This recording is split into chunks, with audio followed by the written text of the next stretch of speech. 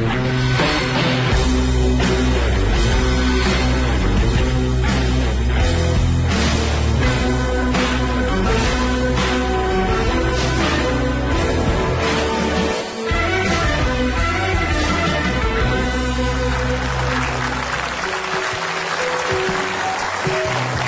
sore.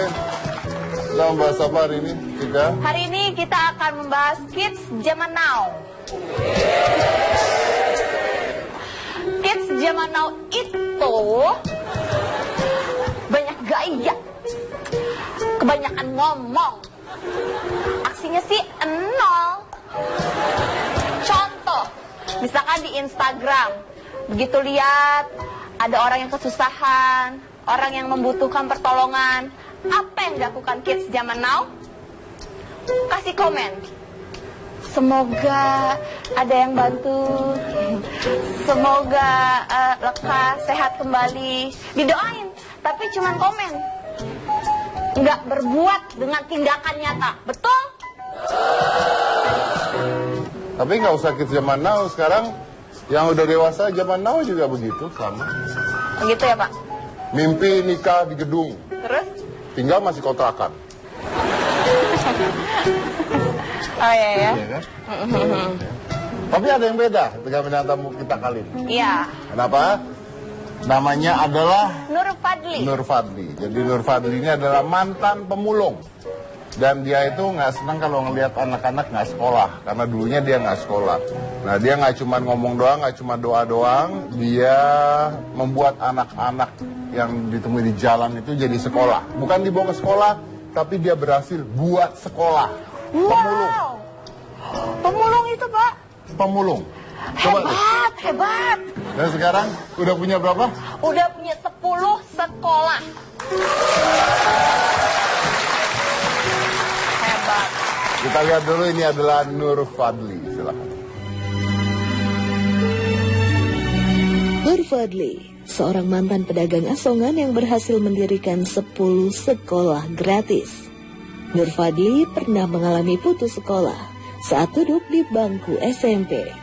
Berangkat dari pengalamannya tidak menyenangkan tersebut, ia pun berhasil membangun sekolah pertamanya di wilayah terpencil di Desa Bangran, Kecamatan Sukorambi, yang terletak di lereng Gunung Argopuro. Bukan dengan uang yang melimpah, namun niat yang kuat dan kepeduliannya terhadap masa depan anak-anak di daerah tersebut. Bertahap, Nur Fadli bisa mewujudkan impiannya dan sekolah yang dibangunnya pun bertambah dengan jenjang pendidikan yang berbeda. Nur Fadli sadar hal yang dilakukannya tidak mudah, namun melihat anak didiknya maju dan berguna bagi lingkungan di sekitarnya adalah kebahagiaan yang tidak terhingga.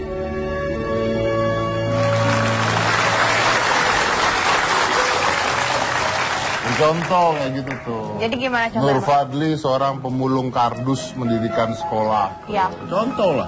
Saya harus apa? Jadi kardus. Harus apa? Ya harus nyontoh. Oh iya benar. Nah, seperti itu. Oh, Undang iya. coba kita undang. Langsung saja kita undang ini dia Nur Fadli.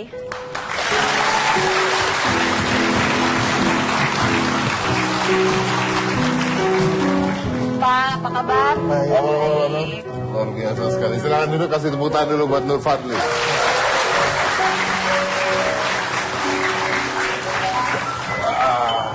Oke, jadi beritanya adalah Anda sudah mendirikan 10 sekolah. Ya, betul Pak. Dan beritanya Anda adalah seorang mantan pemulung. Betul. Mantan pemulung itu artinya dulu mulung, sekarang udah enggak dong? Enggak, sekarang sudah. Kalau dulu sudah enggak. Mulung sampai kapan, Pak? 4 tahun, tahun 2001 sampai 2004. 2001 sampai 2004. Oke, boleh cerita sedikit kok Anda bisa jadi pemulung, kenapa itu dulu? Karena faktor waktu itu orang tua saya itu tidak mampu untuk biaya sekolah saya. Tidak mampu untuk biaya sekolah, lalu kenapa jadi pemulung? Ya, bisanya saya dari desa. Jadi pemulung waktu itu sambil jualan rokok kalau malam itu. Oke, dan uangnya untuk? Untuk bayar kuliah. Uangnya untuk bayar kuliah? Bayar kuliah. Wow, nah, itu orang tua tahu? Orang tua tahu waktu itu Pak. Di kampung. Jadi saya nggak ngerti. Jadi Anda dari kampung, Anda mau kuliah nggak ada uang? Nggak ada uang waktu itu. Putus awalnya itu Pak. Oh, udah masuk kuliah? Iya, belum masuk kuliah, tapi awalnya itu dari SMP ke kuliah itu putus, tidak langsung kuliah. Gitu. Dari SMP? Dari SMA ke... Oh, dari SMA ke kuliah, berhenti dulu, cuti dulu. Setelah itu kepikiran untuk kuliah? Iya. Anda pindah ke kota. Ke kota? Iya. Mau lanjut kuliah? Lanjut kuliah. Uangnya nggak ada? Nggak ada, gitu. Anda mulung? Mulung, gitu. Sudah. Mulung 4 tahun sambil jualan rokok? Sambil jualan rokok, gitu. Dan itu uangnya maksudnya dikumpulkan untuk kuliah atau sambil kuliah? Sambil kuliah juga. Sambil kuliah juga? Sambil kuliah juga. Ambil apa? Jurusan apa? Saya di Fakultas Hukum. Di Fakultas Hukum? Fakultas Hukum. Jadi bukan dari pendidikan, tapi Fakultas Hukum waktu itu. Oh, I see. Dan itu selama 4 tahun itu Anda tinggal di mana? Di Gerobak. Jadi benar-benar pemulung jalanan itu tinggal di gerobak dan sebagainya? Di sekitar kampus saya. Kalau ada acara-acara tiap hari kan berada botol aqua saya kumpulkan waktu itu. Saya kumpulkan, dijual gitu. Kenapa Anda kepikiran untuk kuliah? Ya karena ingin ingin memperbaiki diri saya sendiri. Yang awalnya dari putus sekolah masa mau putus terus. Akhirnya saya juga putuskan untuk pergi kota untuk kuliah. Waktu itu orang tua jelas gak dukung waktu itu orang tuanya. Orang tua? Gak dukung waktu itu. Gak dukung untuk Anda ke kota? Iya. Karena? Gak mampu untuk biayai maksudnya. Oh, oke. Jadi Anda waktu ke kota orang tua tahu tapi ya? Tahu, pamit betul-betul ke orang tua bahwa saya mau jualan di kota gitu. Mau jualan, bukan bilang mau kuliah? Gak bisa mau kuliah awalnya, kalau boleh jelas gak boleh. Nah itu Pak, Anda jadi, nah ini menarik ya, karena dari hasil mulung tersebut, beliau ini jadi salah satu lulusan terbaik Fakultas Hukum Universitas Islam Jember. Alhamdulillah. Kayaknya itu power of kepepet ya Pak ya? Oh, iya loh ya kan? Kalau orang nggak punya itu biasanya niatnya lebih besar dibandingkan kalau orang udah gampang. Sekolahnya gampang, belajarnya malas-malasan. Kalau dia mau nggak mau harus lulus cepat. Kalau nggak, mulung lebih lama setahun lagi kan? Bener kan? Betul. Jadi cepatnya lulus gitu kan? Cepatnya lulus. Cepatnya oke. Nah itu ini menarik. Anda mulung beneran jadi pemulung, tinggal di gerobak, lalu selesai kuliah sarjana hukum. Setelah selesai Anda ngapain? Dari semester awal itu sudah saya ikut-ikut di sekolah ilegal itu sama teman saya yang namanya Pak Amin.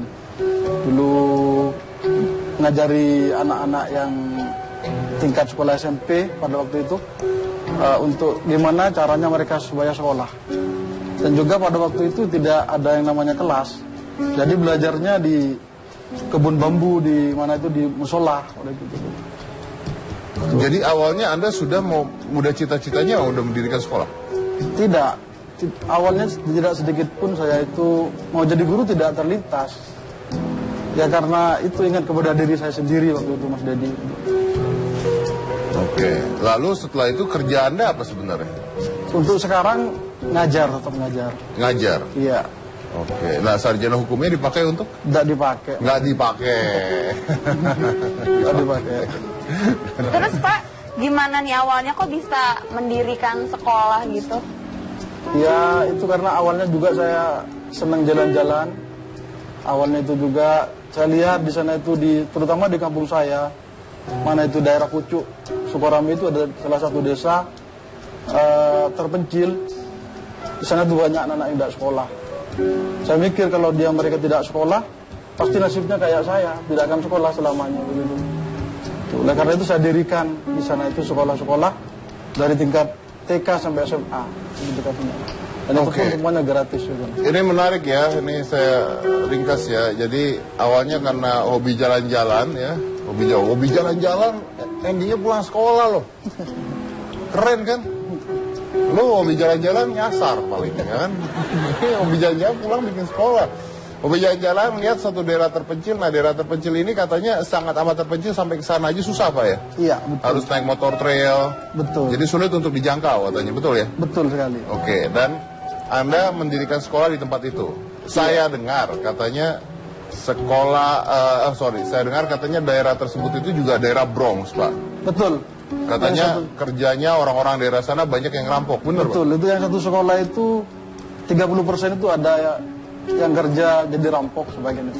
Satu sekolah 30%? Satu kampung itu itu 30% wali murid itu ya itu kerja kayak orang gitu. tua muridnya 30%? Wali muridnya betul. Rampok? Iya. Yang dirampok yang 70%? Loh kan Bener dong, logikanya kan gitu kan? Enggak ya? Enggak, Tapi Anda mendirikan sekolah di sana? Iya. Ya, kenapa Cik dia diriin sekolah di sana, Cik? Kenapa Pak? Karena paling aman diriin sekolah di sana. Kenapa? Yang rampok kamu yang rampok tempatnya sendiri.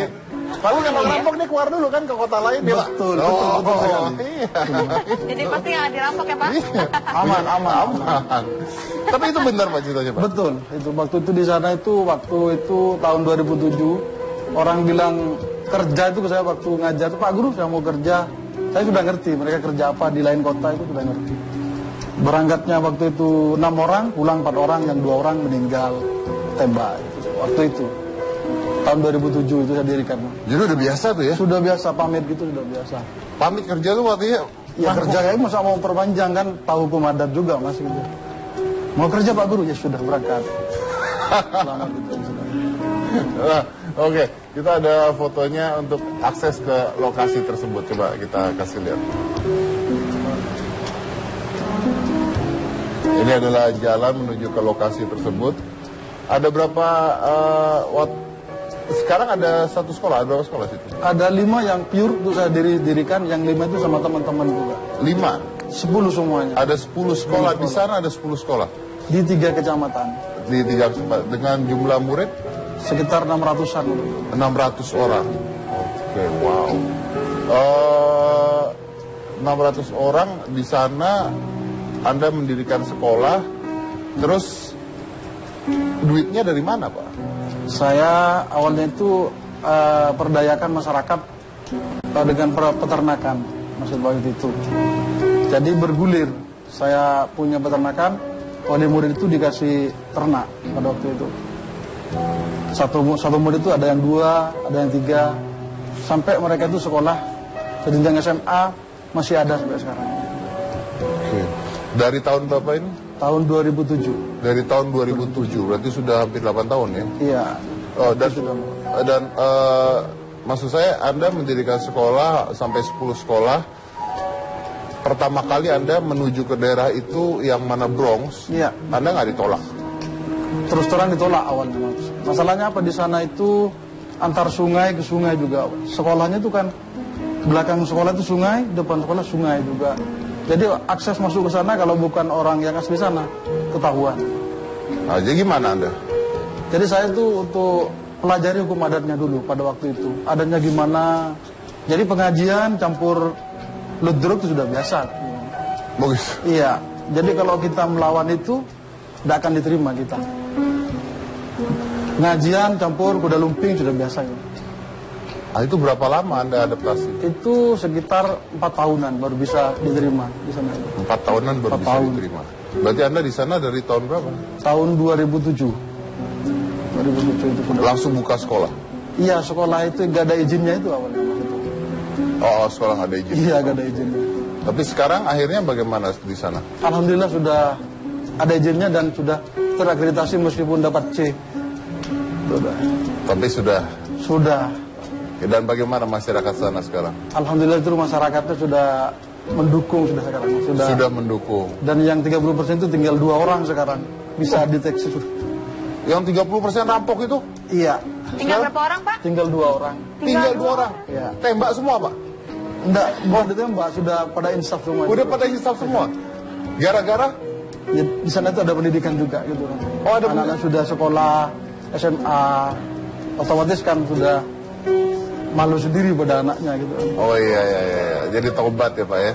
Gitu. Jadi tobat. Oke, luar biasa. Bukan hanya mendirikan sekolah tapi merubah sifat karakter orang juga di sana. Baik, kita kasih tepuk tangan dulu. Dan saya break dulu, kita kembali lagi selayar satu di Jangan Mana tetap di Hitam Putih.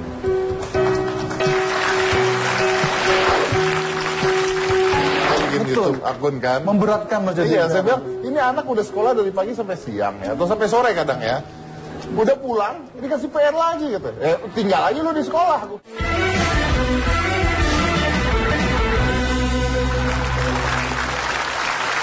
Kita masih bersama dengan Bapak Nur Fadli. Ini adalah mantan seorang pemulung yang saat ini mendirikan 10 sekolah gratis untuk anak-anak yang berada di daerah terpencil ya. Silakan Cika. Ya, dan kabarnya sekolahnya Pak Fadli ini mempunyai kurikulum yang berbeda dari sekolah lainnya. Kurikulum apa, Pak? Ya, kami menyebutnya di sekolah itu kurikulum bahagia. Kurikulum bahagia. bahagia, ya. Apa itu maksudnya, Pak? Kurikulum bahagia itu dimana kita kan pernah kecil dulu Mbak ya. Masa kecil itu adalah masa bahagia. Jadi anak-anak saya itu di sekolah saya, mereka tuh diajarin bagaimana caranya berbahagia dulu. Baru mereka belajar dengan baik di sekolah. Contohnya suatu misal dia pagi kalau dia senang main dulu, main dulu. Senang mandi di sungai, mandi dulu di sungai. Apa yang dia senang itu dulu saya apakan itu ya, saya turuti dulu kemauannya. Untuk kelas 1 sampai kelas 2, kelas 3 saya pakai itu, senangkan dulu baru belajar. Begitu. Bagus ya. Kalau mandi di sungai, dituruti mandi di sungai. Iya, karena di sana itu di belakang sekolah itu sungai Mas Dedi. Oh jadi gurunya nungguin gitu? Nungguin aja. Nungguin dulu. Oh ya? Iya, nungguin dulu. Sebelum mereka sudah puas, bisa belajar dengan baik. Sampai mereka puas? Iya. Jadi jam sekolahnya ngikutin anak-anak selesai itu Pak, main-main gitu? Enggak juga. Ya? Itu diapakan itu dikasih waktu berapa setengah jam gitu. Dikasih waktu gitu ya. Baru dimulai pelajaran. Ini main apa tuh Pak? Tadi yang ada tali panjang gitu. Oh, di sekolah kami juga anak-anak dikenalin dengan mountaineering sama. Karena waktu itu juga saya backgroundnya dari pencinta alam. Jadi di sana itu diajari rappelling, anak-anak itu juga mountaineering. Buat arena bermain juga berarti? Iya, buat arena bermain. Flying fox di sana juga ada. Iya, flying fox kayak gitu ya. Ada berapa gurunya? Tadi kan muridnya 600. Itu dari berbagai sekolah Mas Dedi. Ya. Itu yang sana itu yang dari sekolah itu yang kurikulum bahagia itu ada 9 guru. Dan itu pun tidak tiap hari datang 9. Jadi kadang datang 5 gitu. Kalau totalnya semua gurunya? Total gurunya itu sekitar 50-an semuanya. Sekitar 50-an. Ya. Dan ini semuanya honorer atau gimana? Iya, ada yang sebagian tuh kan MTS sudah sertifikasi juga. Iya. Dan boleh tahu berapa penghasilan buat gurunya? Gaji gurunya berapa? Untuk yang satu kali datang tuh Mas Dedi, yang di tempat saya itu 14.000. 14.000. 14.000 satu kali datang. Nah itu kan tidak besar ya Pak ya? Tidak besar. Nah kenapa mereka mau? Mungkin mereka itu sudah enak dengan suasana yang ada Mas Dedi. Karena saya sebelum mengajar, gurunya saya tanyakan dulu, kalau cuma mau main-main jangan ikut saya. Karena ini ngajar itu kan masalah hati Mas Dedi. Tuh. Jadi kebanyakan mereka itu selain dia ngajar, tak ajari juga caranya berusaha. Anda juga guru berarti ya? Ngajar juga, guru juga. Kalau misalnya menghadapi anak, ini kan anak yang dari daerah terpencil, iya. Ayahnya mungkin tadi katanya bisa kriminal, iya, gitu ya. Betul. Berarti kan ini attitude-nya, behavior-nya, not lainnya. Oh ya gitu ya. Iya. Nah menghadapi mereka tuh gimana Pak? Itu ternyata hanya butuh pendekatan aja Mas Dedi. Butuh pendekatan antara guru dengan anaknya. Kalau misalnya ada anak nggak bikin PR gimana? Saya mulai punya sekolah tidak pernah anak sekolah dikasih PR. Luar biasa, gue setuju sama nih orang. Pada senang. Saya soalnya sempat protes di YouTube. Saya bikin Betul. YouTube akun kan. Memberatkan Mas Dedi. Iya, saya bilang ini anak udah sekolah dari pagi sampai siang ya, atau sampai sore kadang ya. Udah pulang, dikasih PR lagi gitu. Tinggal aja lu di sekolah. Betul. Jadi gak ada PR Pak ya? Gak ada PR. Memberatkan PR itu bagi saya, karena itu menyiksa. Menyiksa ya? Anak. Udah nyampe rumah suruh bikin PR. Bayangkan aja masih dulu seneng gak dikasih PR? Enggak. Udah seneng sama berarti. Oh iya. Oke, menarik sekali. Nah, jadi anak-anak ini semuanya free, tidak bayar. Tidak bayar. Tidak bayar. Makan gimana makan? Orang tuanya kalau makan. Oh, makan ada. Baju. Baju saya sendiri. Buku, Saya sendiri juga. peralatan, Semuanya. semuanya, sepatu. Sepatunya nggak pakai sepatu. Sepatunya nggak pakai sepatu. Hanya musim kemarau bisa pakai sepatu. Kalau hujan memang nggak boleh kan. Oh ya, karena Iya, kotor juga. kotor. Oke. Itu berarti pakaian. Gadget, handphone, pulsa. Bagaimana? Nggak ada masuk. Mbak minta kos-kosan, dia pakai pulsa. Oke, berarti nah ini uang ini semua dari mana, Pak? Jadi peternakan itu yang bergulir tadi Mas. Jadi. Ya, peternakan itu kan dulu kata Anda. Iya, dan juga sekarang karena sudah ada izinnya, itu ada ditopang oleh bantuan operasional sekolah. Juga membantu kami untuk gaji guru. Oke, dan ini ketutup. Kadang masih pakai manajemen menyusui, Mas. Sekolah ini kurang, tak bantu dengan sekolah yang lain. Oke. Nah itu kalau kita lihat sekolahnya kan bangunan udah bangunan jadi ya. Bangunan jadi. Nah itu kan awal bikin bangunan jadi butuh uang besar. Iya, betul. Dari mana uangnya, Pak? Itu kami dulu, yang jelas bukan dari dinas pendidikan, maaf sebelumnya, bukan dari dinas, tetapi dari teman-teman pengusaha. Teman-teman pengusaha. Teman-teman. Berarti Anda menghampiri teman-teman orang-orang untuk meminta bantuan untuk mendirikan sekolah. Iya, waktu itu kan juga saya gabung di HIPMI, Himpunan Pengusaha Muda Indonesia. Oh, oke. Jadi mereka membantu untuk membangunkan sekolah ini ya. Ini menarik sekali nih. Nah, ini semua ini Anda lakukan sendiri atau ada partner, teman? Untuk apa Mas Dedi? Untuk ini dirikan sekolah semua ini. Ya, kalau yang dua ini saya dirikan sendiri dan juga dibantu oleh teman-teman notaris, Asosiasi Notaris Jember. Teman-teman notaris Jember. Iya. Anda punya teman seperjuangan dalam menjalankan ini? Tapi sekarang dia sudah jadi PNS, yang banyak jadi PNS, ada yang ngajar jadi dosen juga, kebanyakan jadi dosen. Udah jadi dosen. Oke, ini ada satu nama tadi Anda mengatakan ini namanya adalah siapa? Aminullah.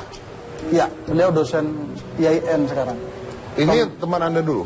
Teman ngajar dari sekolah liar juga dulu. Seperjuangan? Seperjuangan. Cuman sekarang dia ini ya? Jadi pegawai negeri. Jadi pegawai negeri ya? Ya udah kita nggak usah undang lah, Cik. Undang Pak.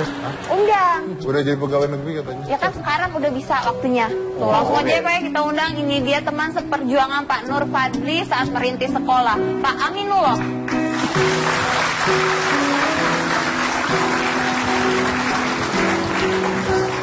Wah, Aminullah, saya dengar katanya Anda banyak cerita tentang Pak Fadli ini sendiri nih. Apa? Orang seperti apa sih beliau? Orang nekat. Orang nekat? Kenapa nekat, Pak? Ya, nggak masuk akal juga. Beberapa yang dilakukan itu di luar kewajaran. Contoh? Kemarin itu sehari, mulai pagi saya buka Facebooknya. Pagi-pagi dia sudah mengeluh karena mobilnya rusak di tengah hutan. Itu membawa keramik, beberapa karung semen, kemudian itu macet. Itu macet di jalan yang becek. Siang sedikit saya buka statusnya lagi, itu sudah ada di gunung yang berbeda dengan muatan beras, kemudian minyak goreng dan lain-lain. Baru maghrib dia mampir ke rumah saya untuk sholat maghrib. Kok bisa, Pak? Nah, kan? Bisa saja. Karena Tuhan ciptakan saya kasih fisik yang kuat. Wow, luar biasa. Justru mobilnya yang tidak kuat. Mobilnya nggak kuat, orangnya tetap jalan ya. Orangnya tetap jalan ya. Oke. Nah, gimana? Saya dengar katanya perjuangan ini ketika Anda berdua melakukan ini nggak mudah sebenarnya. Sampai pernah ribut dulu dengan dinas dan sebagainya, benar itu? Iya, benar. Saya mengenal Pak Fadli ini kan sejak 2001 memang dalam keadaan yang serba nekat. Kuliah nekat, kesana kemari nekat. Duit nggak punya? Iya. Jelas. Jelas nggak punya. Ya ada kesamaan sih kalau soal nggak punya uang itu ada kesamaan. Oh, ada samanya dulu. Sama-sama pendatang di Jember. Anda juga pendatang? Saya juga pendatang. Oke. Iya. Jadi harus belajar untuk survive. Anda dulu kerjanya apa? Saya dulu lebih suka berorganisasi dan di mana saya mencari uang di organisasi itu. Oke. Misalnya ada teman mau ngadakan pelatihan, Anda ini Ya, ngatur. saya buat rangkaian acara, bahkan saya menawarkan diri untuk menjadi pemateri agar saya dapat uang. Agar dapat uang. Ya, Oke. nah uangnya itu yang untuk Buat biaya putus sekolah juga. Ya. Nah, saya dengar katanya sempat ribut dengan dinas pendidikan pada saat survei sekolah, tapi ternyata bangunannya nggak ada. Lucu sekali. Miris Mas. Bener, Pak? Miris sekali. Miris sekali. Kok ada senang, Pak? Ya, karena syukuran udah kayak gini. Oh, sekarang Mas. udah gini. Iya. Padahal dulu miris tuh, Pak. Miris sekali. Coba cerita, Pak. Sedihnya, Pak. Itu 2 kali kejadian, Pak Deddy. Jadi yang pertama itu ketika kita ngajukan bantuan khusus murid. Dulu namanya BKM, sebelum BOS ini ada namanya BKM. Oke. Itu kompensasi BBM. Sekolah kita didata tapi uangnya tidak pernah nyampe gitu loh. Kita komplain kan, malah kita dituduh sekolah Anda sekolah ilegal, belum ada izin operasional. Gitu kan. Ya, kita berdua coba datang baik-baik, tapi kok tanggapannya kurang baik, ya sudah kita coba dengan nada yang agak tinggi. Sehingga mau tidak mau mereka harus mau kita ajak untuk melihat keadaan yang sebenarnya. Tapi nampaknya beliau tidak turun sendiri tapi menyuruh orang.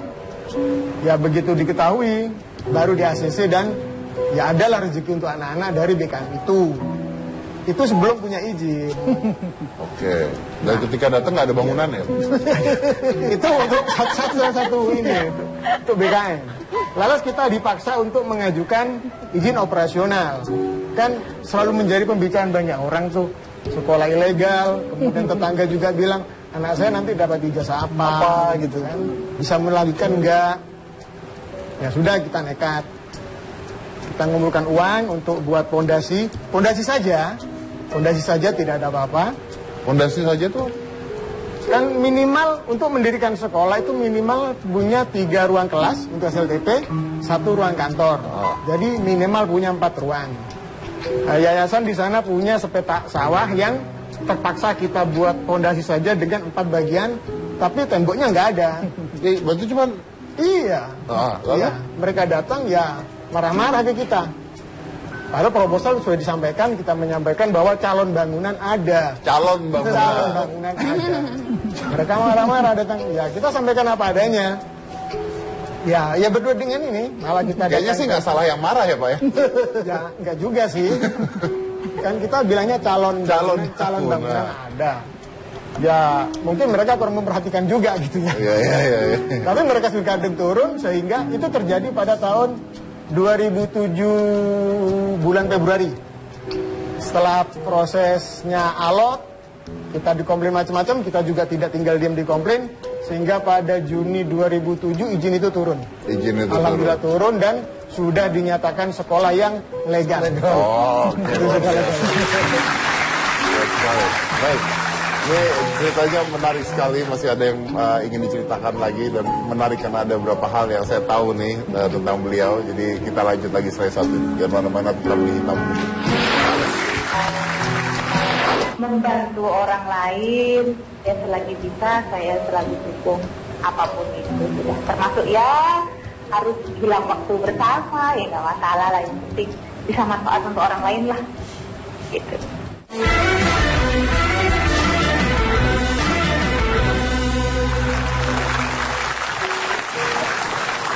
Dan di bangku penonton ini sudah ada mantan murid. Ya, Betul. mantan murid Mantan murid saya. ya. Sekarang sudah jadi apa ini, Pak? Sekarang jadi kepala sekolah juga. Jadi kepala sekolah? Jadi kepala sekolah juga. Di sekolah mana? Di sekolah MI di Sodong, Kemiri. Kau bukan di sekolah Anda itu? Bukan. Gak tahu diri ya, Pak ya?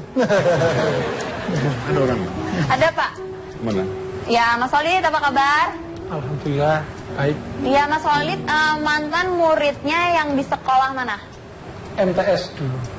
Yang di MTS. MTS itu jenjang setara SMP. Setara SMP. Menurut Anda, apa yang dilakukan oleh... Maaf, sebelum kita ya? nanya, saya boleh tanya dulu. Ya. Wali murid Anda termasuk yang 30% apa 70%?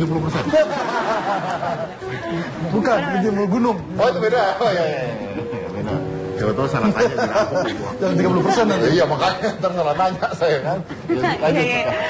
Menurut Anda apa yang dilakukan oleh Pak Nur Fadli ini biasa aja atau sangat luar biasa dan mempunyai arti yang sangat besar? buat Anda pastinya. Kalau memang kebanyakan guru yang sudah ada di zaman saya dulu, memang yang paling diutamakan kan materi, pendalaman materi. Tapi betul yang disampaikan beliau tadi, yang namanya metode bahagia, kurikulum bahagia itu benar-benar diterapkan dari dulu. Kebetulan pertama kali saya mengenal beliau waktu saya usia kurang lebih 11 tahun. Itu insya Allah kelas 1 MTS dulu. Jadi kalau di kurikulum yang ada, yang diterapkan 2 kali materi, 1 kali praktik. Itu beliau memegang pelajaran olahraga. Gitu. Tapi sama beliau dibalik, 1 kali materi, 2 kali praktik. Jadi dalam praktik itu kita betul-betul senang-senang. Jadi yang ditanamkan pertama oleh beliau, senang dulu sekolah.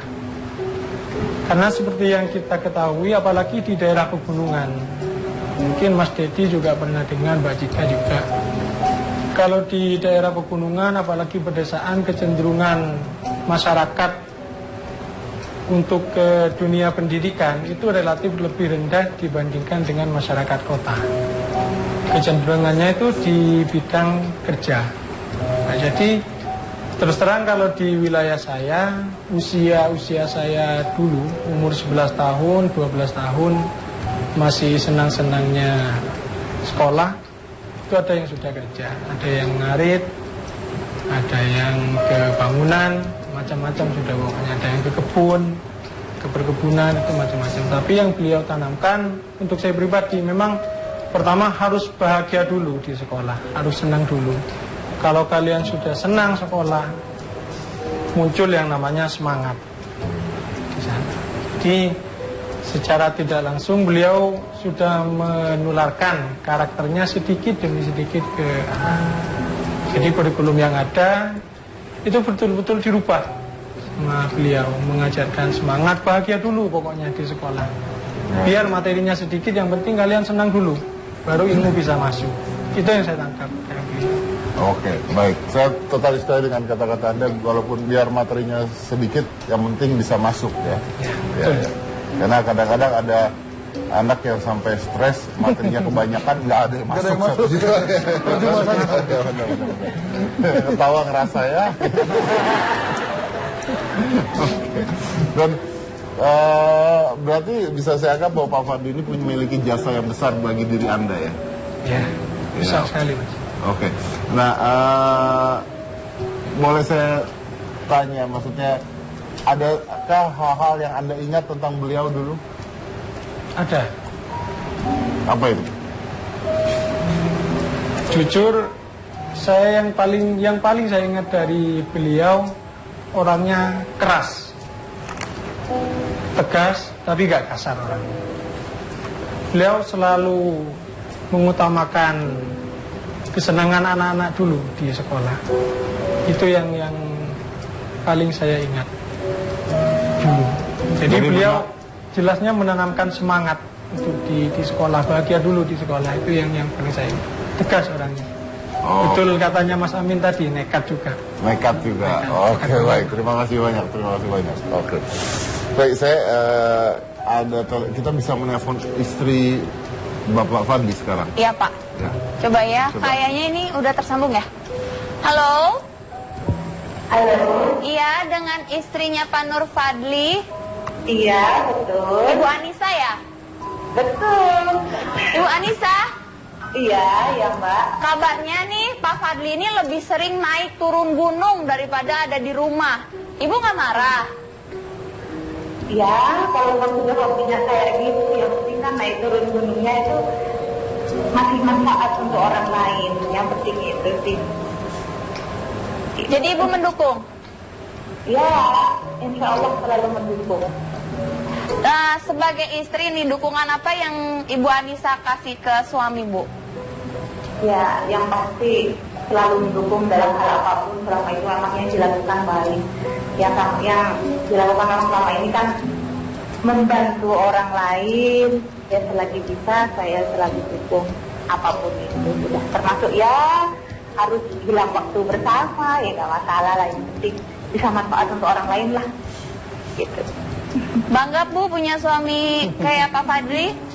Bangga banget dong buat Tika. Ibu biasanya kalau mengungkapkan rasa bangganya ngapain Bu? Say I love you sayang. Ya enggak lah ya, yang pasti selalu ngasih motivasi aja terus, selalu mengingatkan supaya tetap istiqomah lah dengan apa yang dilakukan untuk orang lain. Ada yang mau disampaikan Bu? Nih Pak Fadli lagi di sini lagi syuting Bu, lagi masuk TV Bu. Silakan Bu, ini ada Pak Fadli mendengar suara istri tercinta. Aduh, oke. Ya, saya pokoknya selalu mendukung apa yang dilakukan ayah selama itu memang baik, apalagi itu bermanfaat untuk orang lain. Tetap istiqomah dengan apa yang dilakukan dan terjadi diri kita aja. Amin. Oke, baik. Ada Bapak mau balas Pak? Cukup. Cukup. Cukup Bu ya, sudah cukup. Makasih istriku gitu ke Pak. Oh, dia tegas kan, tadi bilang tegas kan orangnya kan. Oh iya. Cukup. Oh iya. Oke, baik, terima kasih. Makasih Bu Anissa. Iya udah. Oke, saya pernah ini kita mau ngundang Pak Toto buat melukis wajah Anda sebagai kenang-kenangan hitam putih. Sebenarnya saya mau nanya sedikit aja, tolong dijawab. Benar nggak sih Anda tuh pernah melihat beliau tidur di gerobak kalau nggak salah? Terus ada ngeliat kesian banget ini orang. Benar nggak? Iya, itu satu hal yang ya? belum saya sampaikan ke Pak Fadli ini. Apa itu Pak? Jadi beliau ini jualan rokok waktu itu dan beberapa kue-kue kering, gorengan, ada nasi bungkus itu di pinggir jalan raya di trotoar. Malu kalau dengernya sekarang. Justru itu kebanggaan Pak. Jarak dari trotoar itu ke kampus kita kira-kira setengah kilo. Kemudian waktu itu kita nggak punya kendaraan, dia kendaraan punya tapi kadang-kadang pinjam gitu kan. Saya memang ada janji mau ke tempat gerobak dia, tapi dia tidur pules. Tidur, dia duduk di sandal japit, dia duduk kemudian bersandar di pagar, ada di trotoar ada pagar, dia tertidur di situ. Saya perhatikan kurang lebih 5 menitan lah. Mungkin karena capek, tidak tahu saya datang. Ya untungnya tidak ramai pembeli. Karena memang jarang ramai pembelinya memang. Di gelapnya. Tempatnya memang tidak strategis, tidak menguntungkan. Jadi dia tidur? Ya, tidurnya mungkin karena kecapean sehingga saya tidak. Lalu Anda berpikir? Ya, saya pikir dia kecapean. Saya coba bantu jaga gerobaknya, tidak lama. Tapi beberapa teman datang. Begitu teman datang, sebelum dia bangun, saya berlalu duluan. Jadi dia tidak tahu hal ini. Baru sekarang dia tahu. Itu terjadi tahun 2003. Nah, Anda mikir kesian banget nih orang gitu ya? Iya, jarang dia tidur. Berarti capek sekali. Iya. Jarang sekali tidur. Untuk mencapai cita-citanya ya. Iya. Luar biasa. Nih, adik-adik dengerin om-omong. Ini pemulung bisa menciptakan sekolah gratis untuk 600 orang. Luar biasa? Hebat? Hebat. Harus didukung? Harus. Dengan cara apa? Jualan rokok. Merokoklah kalian. Enggak gitu. Enggak. Oh iya loh. Iya enggak. Kalau nggak ada yang rokok kan dia nggak bisa jualan rokok. Oh iya benar. Ah. Bingung kan benerin Bapak gua? ini pendidikannya tinggi apa enggak sih? Bingung. Gak pernah ngerjakan PR kali dulu. Oh enggak pernah, makanya jadi kayak begini. Oke baik, kita undang Pak Toto aja langsung. Iya, langsung saja ini dia Pak Toto BS.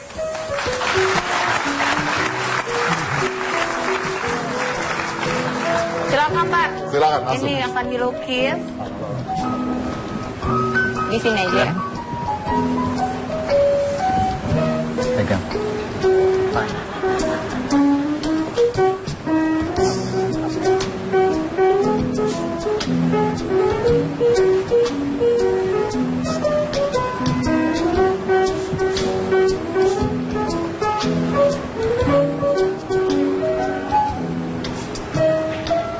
Tenang Pak Fadli, ini nggak akan lama karena Pak Toto bisa melukis wajah hanya dalam waktu kurang dari 1 menit. Dan hasilnya pasti bakalan mirip mukanya dengan sama Pak Bos saya. Dia udah paham. Ayo Nat. Pak Toto waktu sekolah dikasih PR nggak sama guru? Enggak. Nggak nih Pak Toto nih? Gak pernah. Nggak pernah. Nggak pernah sekolah. Udah ngerjain PR. Wih sadis, udah selesai. Gimana, mirip nggak Pak Fadli?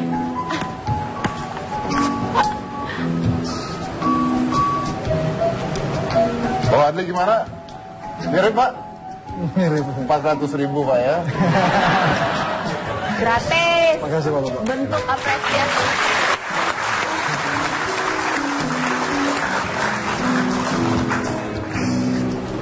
Oke baik Pak, terima kasih banyak Pak untuk inspirasinya yang luar biasa buat hitam putih kita. Silakan duduk kembali dan itu untuk Pak Fadli. Siap, makasih Pak Toto. Sama-sama. Kita akan kembali lagi setelah yang satu ini, jangan mana-mana, tetap di hitam putih. Saya akan, selama saya masih diberikan kesehatan sama Tuhan, saya akan tetap datang dan akan tetap mengajar sampai akhir hayat saya.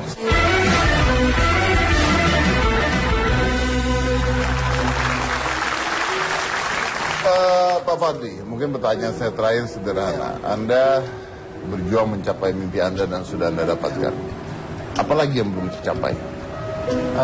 Saya akan dalam hidup saya akan, selama saya masih diberikan kesehatan sama Tuhan, saya akan tetap datang dan akan tetap mengajar sampai akhir hayat saya. Sampai akhir hayat Anda. Oke, dan mimpi Anda selanjutnya adalah selain?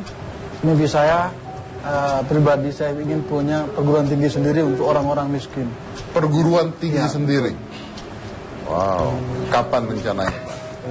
Nunggu takdir dari Tuhan. Nunggu takdir dari Tuhan. Mungkin Mas Dedi mau bantu, mari. Oh tenang. Pokoknya kalau udah di hitam putih ini pasti berhasil Pak. Amin. Karena banyak yang bantu pasti. Kalau Anda butuh bantuan apa, tinggal kontak saya. Nah, mau ngajar di sana juga boleh. Saya jadi gurunya Pak. Udah jangan. Pak, Jadi gurunya. Jangan Pak, jangan. PR terus nanti. Hah? PR terus nanti. PR terus nanti Pak. Enggak, justru mau main-main aja. Oh. Oke, mudah-mudahan segera tercapai ya Pak ya. Amin. Cita-citanya, mimpinya mudah-mudahan segera tercapai dan pasti ini adalah membantu orang banyak sekali ya. Total murid yang sudah di sana dan sudah lulus ada berapa kira-kira? Yang di tingkat sekolah dasar itu akan masih ada 3 generasi yang keluar sekarang. Kalau sekarang itu sudah tingkat SMA yang dari SD itu sekitar 50 sekian yang baru keluar. Itu yang dari sekolah kurikulum bahagia itu. Oke. Dan yang lainnya sudah yang lulus? lainnya tuh banyak, sudah ada yang sampai 10. Itulah yang diteruskan juga dari teman-teman saya juga. Banyak sekali. Terima kasih banyak Pak untuk hal yang Anda lakukan. Mudah-mudahan ini bisa menjadi contoh buat masyarakat kita. Amin. Juga untuk mengembangkan ini. Kita berikan tepuk tangan dulu untuk Pak Fadli. Yang menarik dari konsepnya adalah tadi ketika kita melihat bahwa bagaimana seorang mantan pemulung yang membantu orang lain. Nah di sini menariknya, kenapa? Karena konsep membantu itu biasanya adalah negatif bagi kita. Apa maksudnya? Sederhana.